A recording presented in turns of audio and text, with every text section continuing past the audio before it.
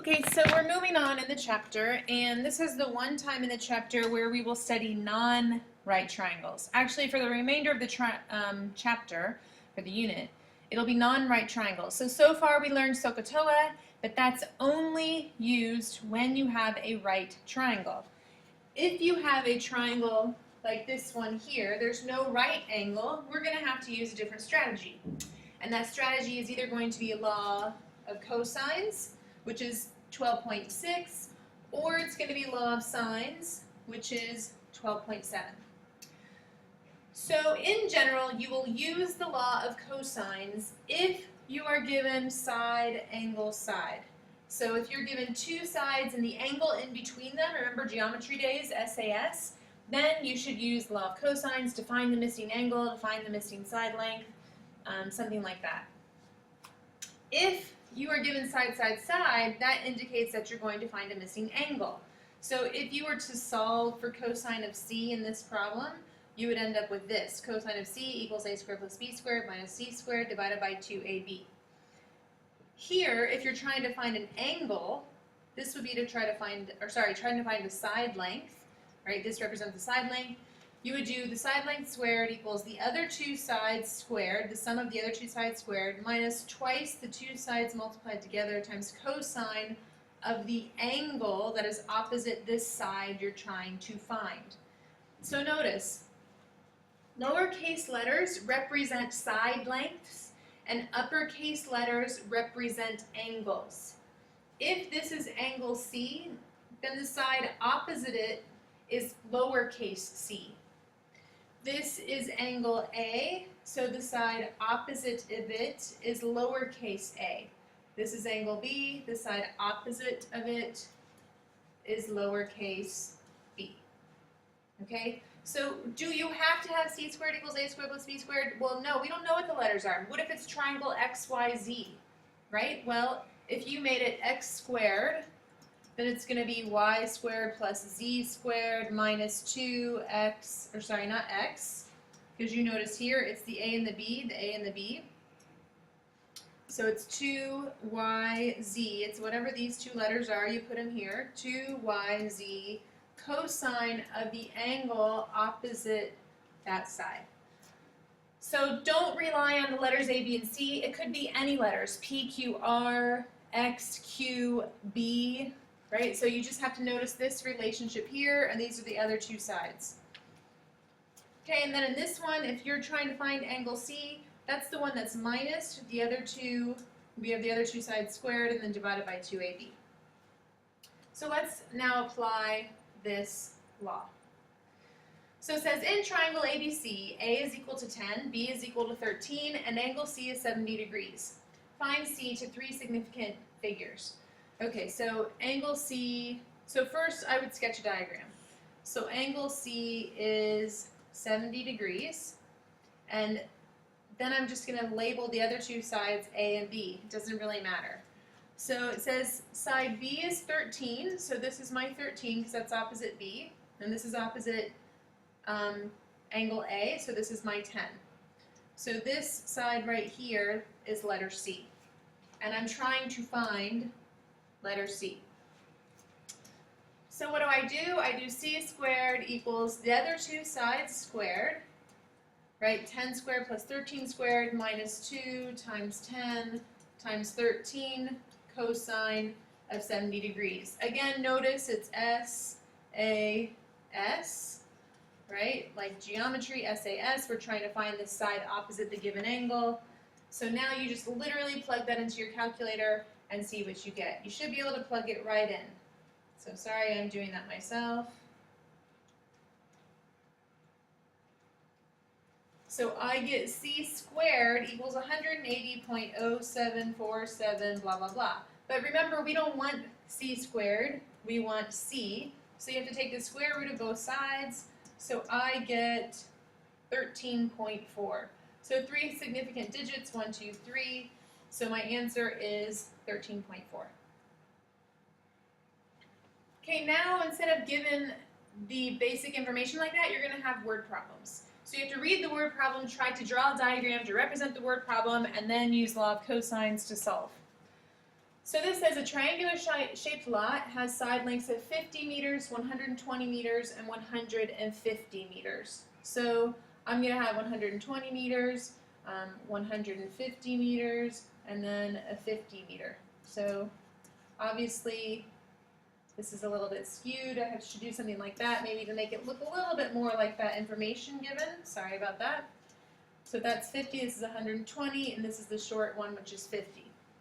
It says find the largest angle of the lot to the nearest tenth of a degree. The largest angle. Okay, well back in geometry you should remember that the largest angle is opposite the longest side. So this is the angle I'm trying to find.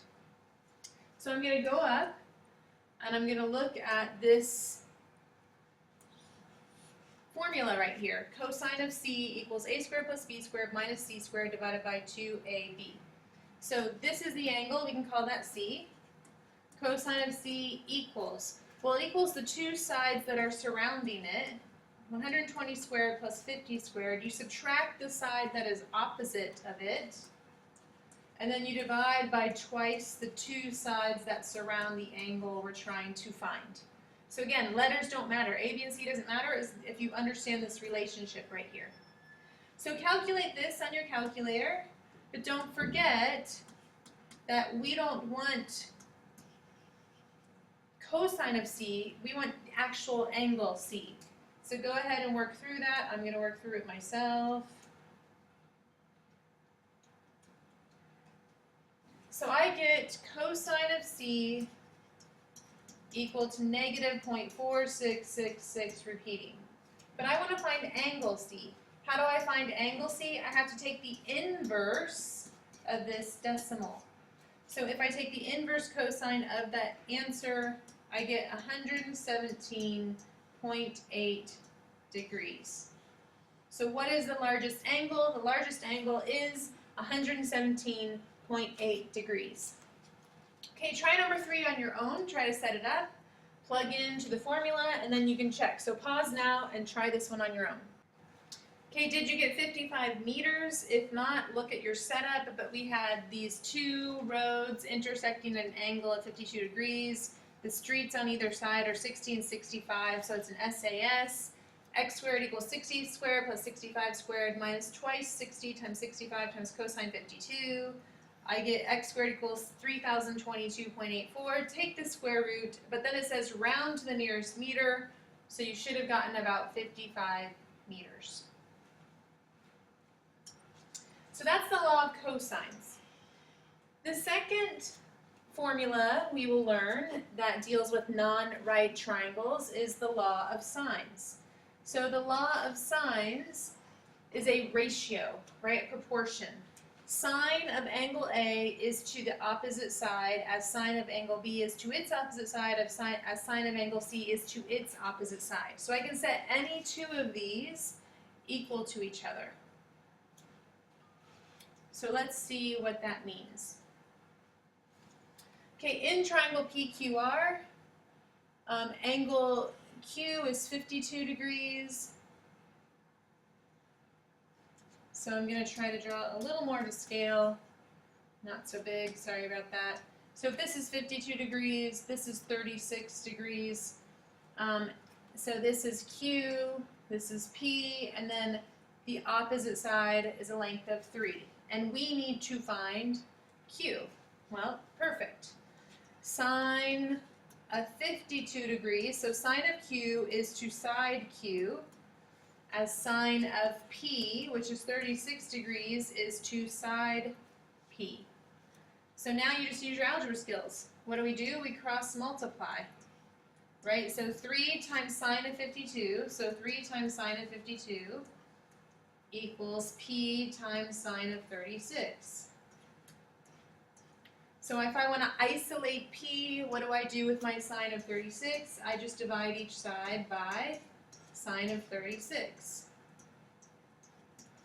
So this cancels. So then my final answer, P equals, well, we just have to multiply 3 times sine of 52, and then divide that by sine of 36, and I get 4.0219, it says round to the nearest tenth.